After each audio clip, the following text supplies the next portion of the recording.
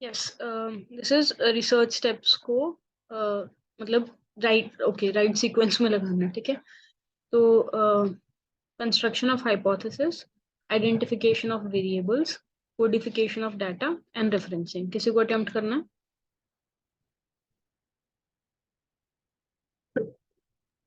Ma'am construction of hypothesis है? तो सबसे पहले फिर होगा। Yes ma'am.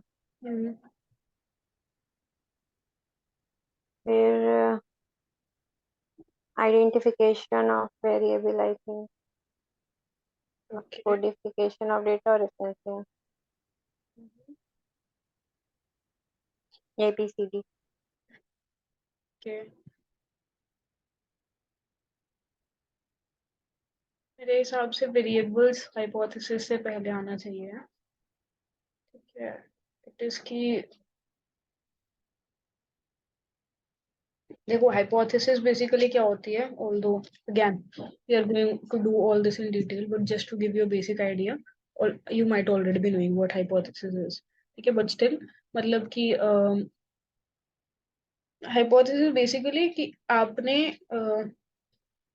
ऐसी स्टेटमेंट दी है जो आपको लगता है कि जिसके ऊपर आप रिसर्च करने वाले हो, लेकिन that is not proven as of now कि वो राइट है कि रॉन्ग है, क्या। आपको ये देखना है मतलब रिसर्च करने के बाद कि जो चीज आप बोल रहे हो वो सही निकलेगी कि गलत निकलेगी। So it's a provisional theory kind of thing, ठीक है। प्रोविजनल क्या होता है, फॉर द टाइम बीइंग, ठीक है। उसके बाद कुछ ऐसा उसके अंदर प्रोसेस हो जिसके बाद वो फाइनल हो जाए। तो हाइपोथेसिस वही चीज होती है कि जब आप मतलब मान लो कि आप प्रपोजल लिखते हो ना, तो उसके अंदर भी आपको हाइपोथेसिस लिखना पड़ता है कि this is just a provisional theory. Yes, provisional theory is the right word, कि प्रोविजनल थियरी है, ठीक है। और इसको हमें this is going to be my research focused on this, कि मुझे ये क्वेश्चन सही है या ये स्टेटमेंट सही है कि गलत है, मुझे ये पता करना है, ठीक है। फिलहाल के लिए मुझे ऐसा लगता है कि ये वाली स्टेटमेंट सही है, but I will need to do my research on it. ठीक है, so that is what is called a hypothesis. We will do this in detail in research वाले unit. ठीक है, identification of variables. अब सी hypothesis जो है वो proposal के अंदर लास्ट स्टेप होता है, ठीक है। और प्रपोजल के अंदर मतलब I am just telling you this PhD के परस्पेक्टिव से, बट बाकी की रिसर्च का भी यही स्टेप रहता है, क्योंकि पीएचडी के अंदर भी पूरी वही वैलिड रिसर्च प्रोसेसेस ही फॉलो किए जाते हैं ना, कि जब आप प्रपोजल लिखते हो ना, तब आपको बहुत डिटेल के अंदर बताना पड़ता है, मतलब जैसे वेरिएबल्स क्या होते हैं, जो चीजें बदलती हैं, जो चेंजिंग फैक्टर्स हैं, ठीक है। तो वो उनको हम वेरिएबल्स बोलते हैं। तो आपको जो जिस जिस चीज के ऊपर भी आपकी रिसर्च डिपेंड करती है, आपको वो धीरे धीरे बताना मतलब आपको डिटेल के अंदर बताना पड़ता है, ठीक है, कि all these are the variables. अब वेरिएबल्स एग्जैक्टली क्या होते हैं ये भी हम रिसर्च वाली क्लास के अंदर करेंगे। जैसे मान लो कि इनकम एक वेरिएबल है, इनकम एक इंडिपेंडेंट वेरिएबल है, और एजुकेशन जो है वो डिपेंडेंट वेरिएबल है, ठीक है। कि भाई अगर किसी की इनकम जो है वो बढ़ती है तो उसका एजुकेशन भी बढ़ता है, ठीक है। मतलब education depends on income level, कि पुअर लोग जो है they can not avail education while middle classes can, because of their good income. तो इस तरह की चीजें ये सब कुछ आती है। If I go into too much of detail right now तो हम क्वेश्चंस नहीं कर पाएंगे। Will do this in research वाला unit. But I think B जो है वो ए से पहले होना चाहिए, but I am also not sure, let's see, ठीक है। तो आइडेंटिफिकेशन ऑफ वेरिएबल्स, देन उसके बाद इसके बाद codification, referencing, identification of variables, then would be construction of hypothesis, ठीक है। फिर what does referencing actually mean here, क्योंकि रेफरेंसिंग तो कुछ भी हो सकती है। तो कोडिफिकेशन ऑफ डाटा तो इसकी बेसिकली आपने सर्वे सुर्वे कर लिया, उसके बाद आप जो उसको कुछ मतलब एक प्रेजेंटेबल फॉर्म के अंदर कोडिफाई कर देते हो। क्या हुआ, Sorry. कि आप उसको प्रेजेंटेबल फॉर्म के अंदर कोडिफाई कर देते हो, ठीक है, जहाँ पे जिसके बाद जो है आप पूरे डाटा को रीड कर पाओगे, ठीक है। तो विल ऑल्सो डू दैट। और उसके बाद codification of data, referencing. Referencing में भी ये हो सकता है कि जब आप फाइनल रिपोर्ट लिखते हो तो उसके अंदर आप रेफरेंसेस लिखते हो। तो लेट्स सी, फिलहाल के लिए इसके लिए तो अगर ये कोई सीक्वेंस बैठता है तो हम पहले ये देखते हैं। Variable, hypothesis, codification of data, BAC। let's see, BAC is here, and हाँ, और BAC is here, क्या इसमें तो नहीं है। ओके, तो एक option is BADC and BACD। Let's assume कि यहाँ पे रेफरेंसिंग का मतलब वो फाइनल रेफरेंसिंग वाली लिस्ट ही है। ठीक है, तो डी मेरे हिसाब से लास्ट में आना चाहिए। What's the answer Khushboo? Yes ma'am, third है। Okay. Good for me because I'm in PhD. In fact, when you do these steps to my supervisor will kill me. या तो वेरिएबल्स पहले आएगा, then construction of hypothesis, then is codification of data and then is referencing. Hopefully referencing का यहाँ पे यही मतलब होगा। ठीक है, तो then we have see this question was confusing क्योंकि they are not actually telling कि which kind of referencing is this. ठीक है, तो कोई नहीं, अगर ये क्वेश्चन गलत भी हो जाता तो इट्स ओके क्योंकि बहुत ज्यादा कंफ्यूजिंग है DC and CD. Right, alright, next we have again chronologically. Okay ji, this seems like a simple question. Commission of Sati Prevention Act, Protection of Women from Domestic Violence Act, Preconception and Prenatal Diagnostic Techniques Act, Sexual Harassment of Women at Workplace Act. अब मेरे को कोई ये ना बताए कि इसका sequence क्या होगा, यू विल टेल मी एक एक एक्ट का ईयर। ठीक है, तो specially Manasa and Lakshmi since you guys were in previous course too. Vijeta was also there right, but आपने अटेंड नहीं किया ज्यादा। okay.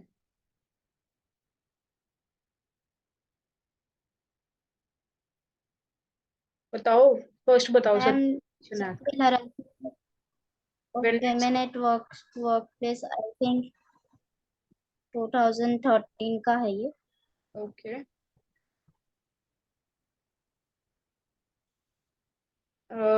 ये वाला बाकी तीनों।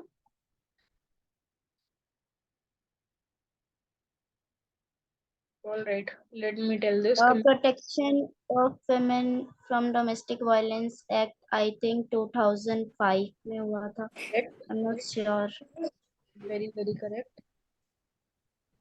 Then PCB NDT.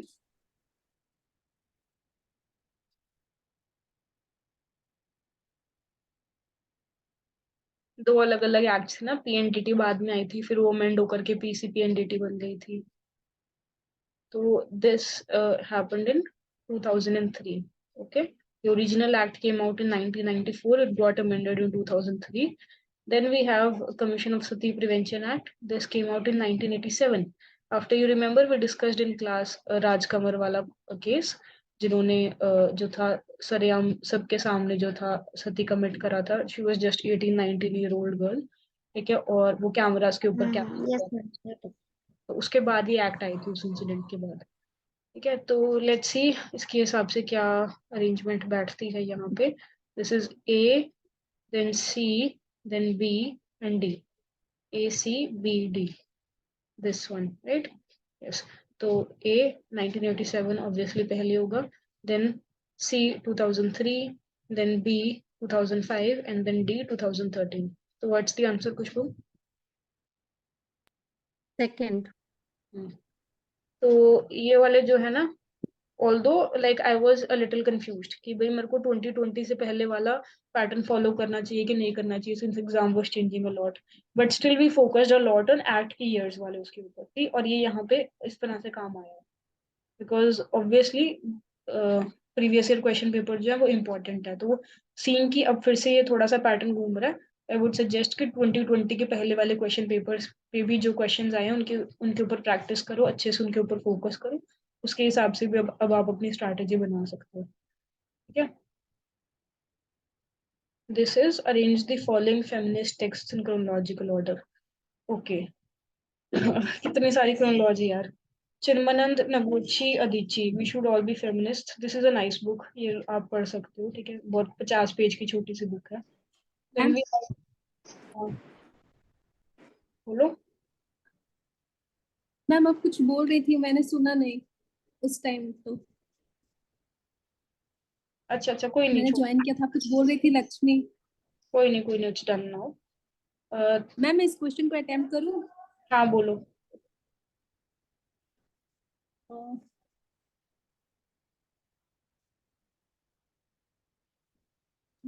मेरी वेस्टर्न क्राफ्ट कितना 49 था।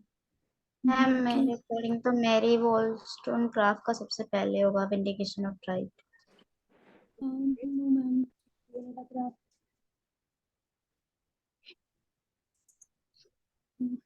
सेकंड सेक्स तो 1949 में आया था, करेक्ट। और ये vindication of rights of women 1792। Very correct. तो एंड बेटी फ्राइडन की सेकंड स्टेज में वो थोड़े कंफ्यूजन लग रही है। ये फर्स्ट वाली मुझे नहीं लग रही, बाकी सी डी जिसमें हो, और ये क्या है द सेकंड स्टेज, इसका थोड़ा तो आपके हिसाब से सीक्वेंस जो है वो सी डी बी ए होना चाहिए। C D. मैम मेरे को लग रहा है आई थिंक उसका 81 था, द सेकंड स्टेज मेरे को लगता है 81 था, तो बी सी डी होना चाहिए I guess। Does not ma'am matter. B C D जिसमें हो, B C D B ma'am जिसमें हो, आई थिंक वो सही है। बाकी ए का मेरे को नहीं पता, ए का आई डोंट नो। ठीक है, यू आर मेरे करेक्ट। अकॉर्डिंग मैम इसका ए बी सी डी होना चाहिए ma'am, A B C D. क्योंकि बी सी डी के लिए मैं हाँ बी, मुझे ये लग रहा है ए बी सी डी, क्योंकि बी तो होगा 81 में मैम द सेकंड स्टेज हुआ था। कौन से 81 में? बहुत सारे 81 है यार। 1981 1981 में। 1981 में हुआ था ma'am the second stage, and 1949 में the second sex, Simone de का जो मैम book है। फिर तो सी डी वाला हो गया ना, सी डी बी ए वाला A B first C D. Option. नहीं, Lakshmi, read the CD question अच्छे से यार। Please are arrange the following. Okay ma'am, एक मिनट में। हाँ मैम, मैरी वोस्टरक्राफ्ट 1792 है मैम, तो सी डी सही में, सी डी भी है। मैरी वोस्टरक्राफ्ट है। एग्जैक्टली। कोई ना, ऐसा हो जाता है एक्चुअली मुझे जल्दबाजी। कंफ्यूजन ए में लग रहा है मैम, वो मुझे नहीं पता। हाँ सी 1792, इसको मानोगे? एक चीज 1949, 1981, सी बी। ए में कंफ्यूजन हो रहा है, ए का मुझे ऑप्शन के हिसाब से देखो ना यार। वो छोड़ दो कि आपको ओके एक का मैम, पता है कि नहीं वेट। पता। आपको तीन तो पता है, तो तीन के हिसाब से देखो ऑप्शन में कौन सा यस मैम। डिफरेंस है। फर्स्ट फर्स्ट होगा मैम। ठीक है, तो वो मतलब मैम मेरे अकॉर्डिंग डी सी बी ए होना चाहिए। कौन सा? डी सी बी ए। नहीं, देखो लक्ष्मी, इसकी बड़ी मतलब जो बुक पहले आई है उसको पहले लगाना है, और जो बुक बाद में आई है उसको बाद में लगाना है। क्या? तो अब देखो सबसे पहले कौन सी बुक आई है यहाँ पे इन सारे इयर्स के अंदर से?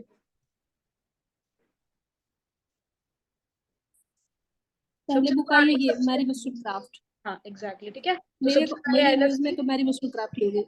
हाँ सी, यस मैम। ठीक है, सबसे पहले आएगा सी। उसके बाद देखो 1792 के बाद कौन सा ईयर आता है? 49। ठीक है, फिर आ जाएगा डी, है ना? Yes ma'am. उसके बाद 1949 के यस बाद मैम। वो छोड़ दो, ए वाला। 1949 के बाद ये आ जाएगी बी, 1981 वाली, है ना? Yes ma'am. Yes ma'am. ठीक है, तो इसकी मतलब जो सबसे पुरानी बुक है वो सबसे पहले आएगी। उसके बाद आगे आगे जैसे ईयर बढ़ते जाएंगे वैसे वैसे लगाना है। ठीक है, तो अब आप छोड़ दो, ए छोड़ दो कि नहीं पता, कोई दिक्कत नहीं है। तीन पता है उतना काफी है, ये वाले तो क्वेश्चन उससे मोस्टली हो सी डी जाते बी ए। हैं। ठीक है, हाँ, तो सिंपल सी तो बात फिर है, ए हो जाएगा 1। क्योंकि और किसी 1। ऑप्शन के अंदर जो है सी डी ए वाला सीक्वेंस है ही नहीं। राइट, देखो कहीं पे भी इसके अंदर जो है वो ए जो है वो सी से पहले लिखा हुआ है। ठीक है, यहाँ पे जो है डी जो है वो सी से पहले लिखा हुआ है ना? यहाँ पे अगेन ए जो है वो डी और सी से पहले है, तो ये तीनों तो नहीं हो सकते, क्योंकि ये वाला तो मेरे इस वाले सीक्वेंस को खराब कर रहे हैं, है ना? तो एक ही ऑप्शन बचता है, दैट इज 1। तो यस। Sir yes. इसका 1 हो जाएगा। ठीक है, अब देखो ये वाली चीज जो है ए क्यों यहाँ पे लास्ट में है, बिकॉज ये सारे हैं क्लासिकल टेक्स्ट। ठीक है, ये दोनों तो प्योरली क्लासिकल है, बहुत पुराने टेक्स्ट हैं, और बेटी फ्रीडा की भी बुक भी काफी पुरानी है। ठीक है, अगर मतलब आप ये देखो कि बाकियों के, सॉरी, बेटी फ्रीडा की बुक भी ऑब्वियसली, मतलब क्योंकि इसको भी 40-50 साल हो गए, तो इसको भी आप पुरानी मानोगे। लेकिन ये जो ये सब सेकंड चिन्मनंद, ठीक है, चिन्मनंद अदिची वाली बुक है, this is a very recent book. ठीक है, तो ये आई थिंक 2015 के बाद आई है। तो दैट इज वाई हम इसको लास्ट के अंदर रखेंगे, बट कोई दिक्कत नहीं, अगर उसका नहीं भी पता तो इट्स वेरी वेरी फाइन, ठीक है। तो उससे कोई फर्क नहीं पड़ता, क्योंकि 3 ऑप्शंस के उसके ऊपर भी ये बाकी ऐसे क्वेश्चन जो है वो निकल जाते हैं, ठीक है। तो इसका आंसर हो जाएगा CDBA, है ना खुशबू? Yes, ma'am. तो इसका आंसर फर्स्ट है। लेट मी जस्ट चेक ये सेकंड स्टेज एग्जैक्टली कब पब्लिश हुई थी। इसका 1981 ही है क्या?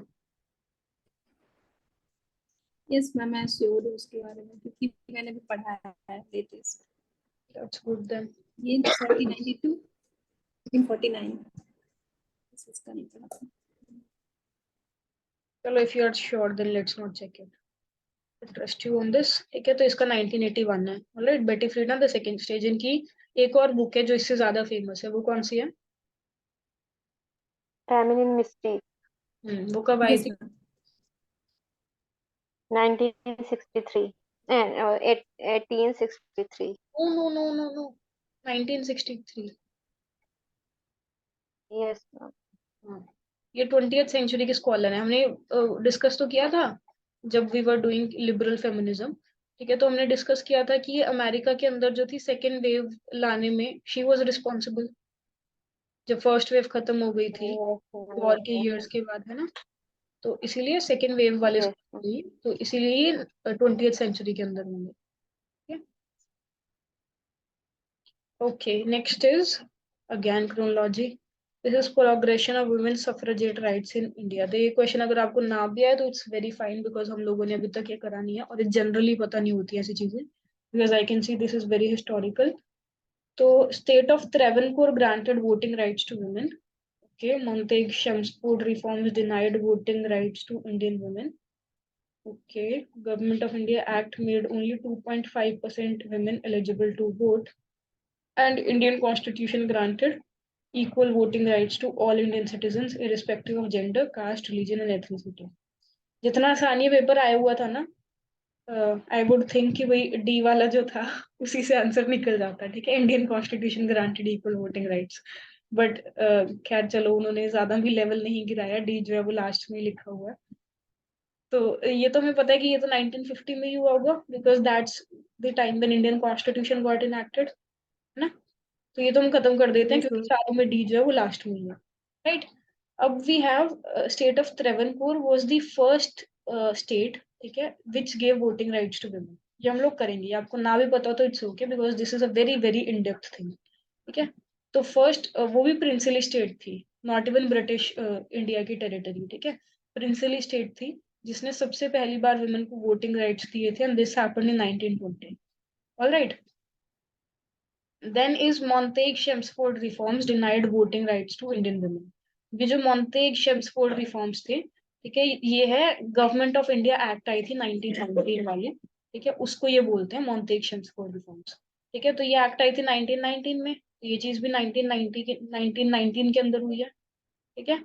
Then we have Government of India Act made only 2.5% women eligible to vote, ठीक है। अब इसके अंदर दिक्कत है, बिकॉज 1 सेकेंड,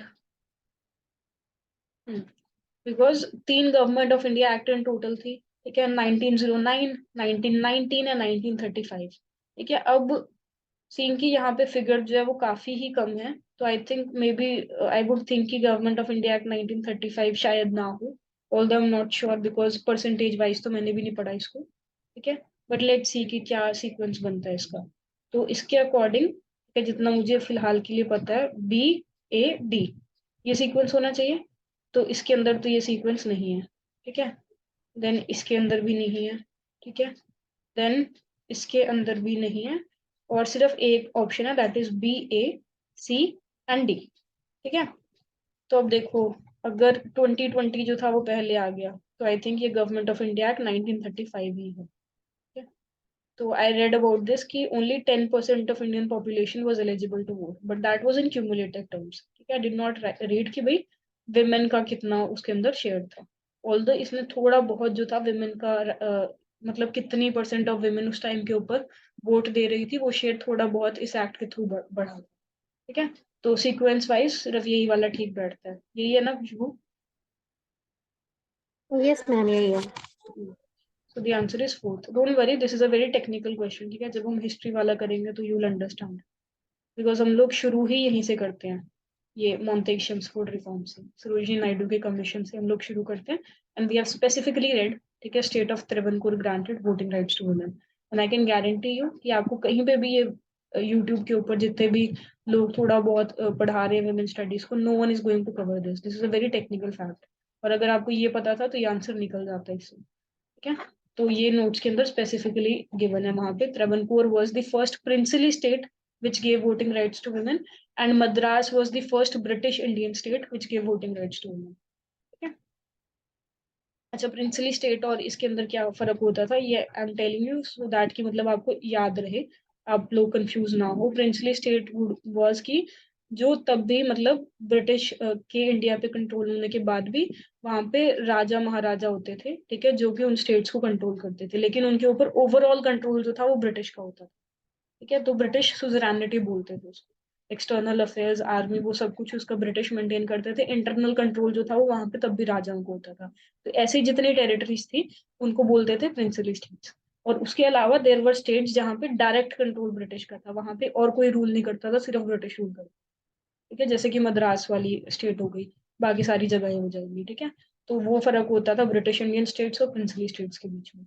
तो Travancore was the first princely state which gave voting rights to women in 1920, and Madras was the first British Indian state which gave voting rights to women.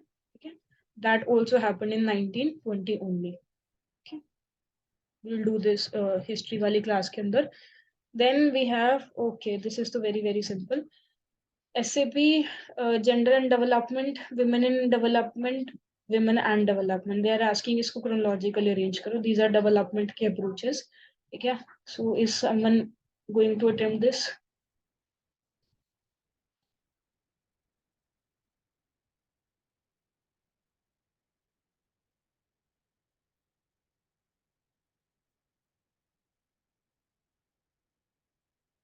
थोड़ा तो तुक्का मारो यार.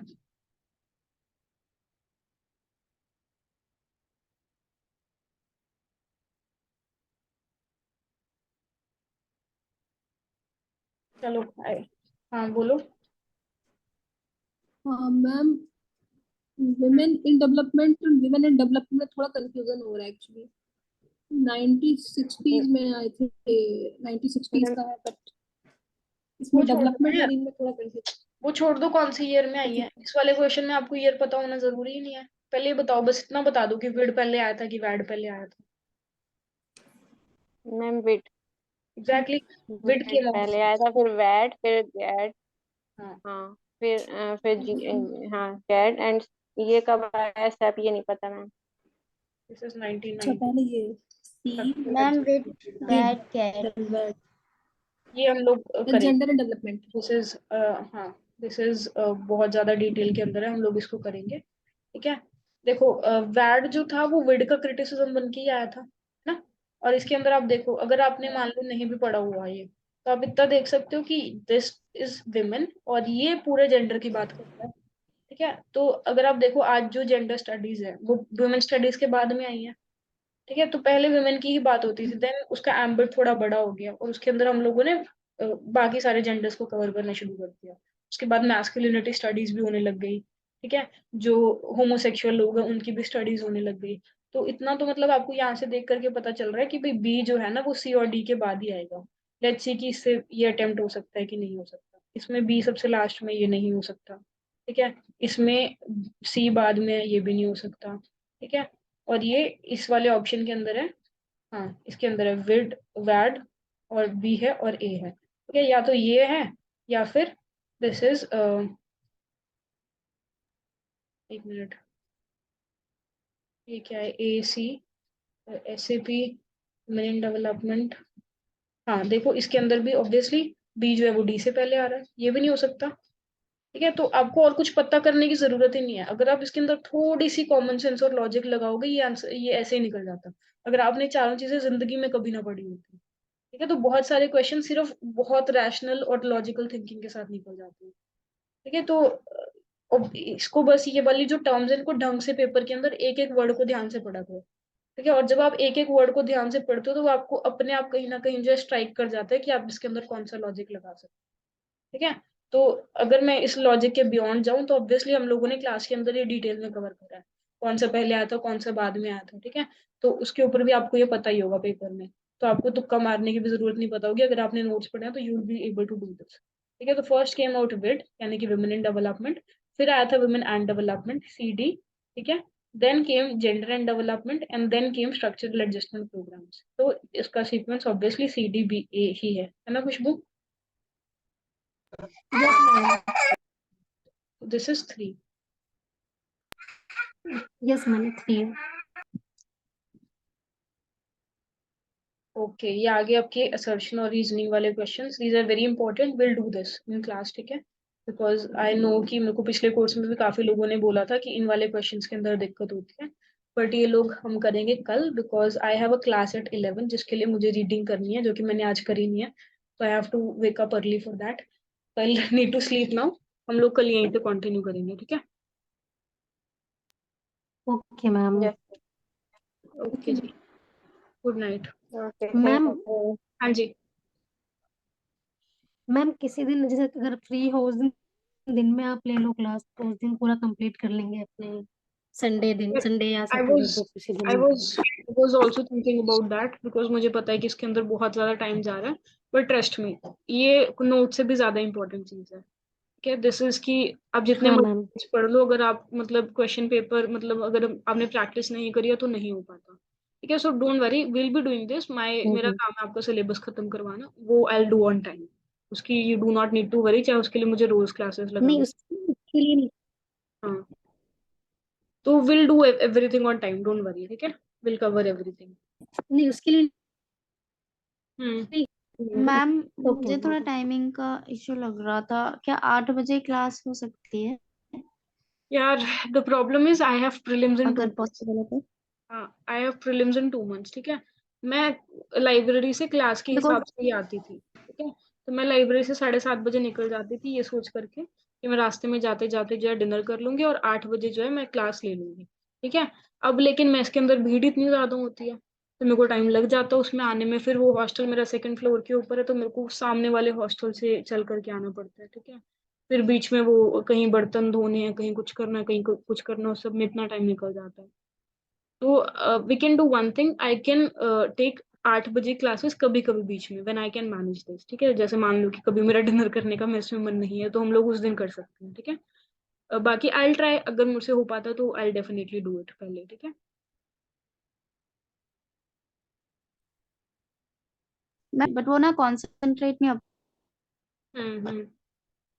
आई can understand, this is a problem यार। अपन। चलो, I'll think about it। ठीक है। I'll get back to you, don't worry।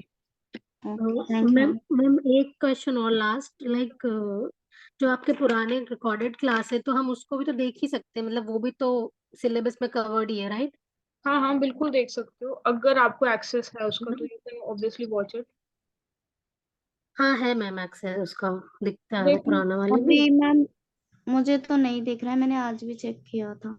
हाँ यार, sorry, I forgot to text sir. मैं अभी कर दूंगी, क्लास खत्म होने के बाद ही I text you about you. ठीक है। Okay ma'am. Okay, okay. Thank you ma'am. Good good night night. Ma'am. Okay जी, बाय बाय। बाय।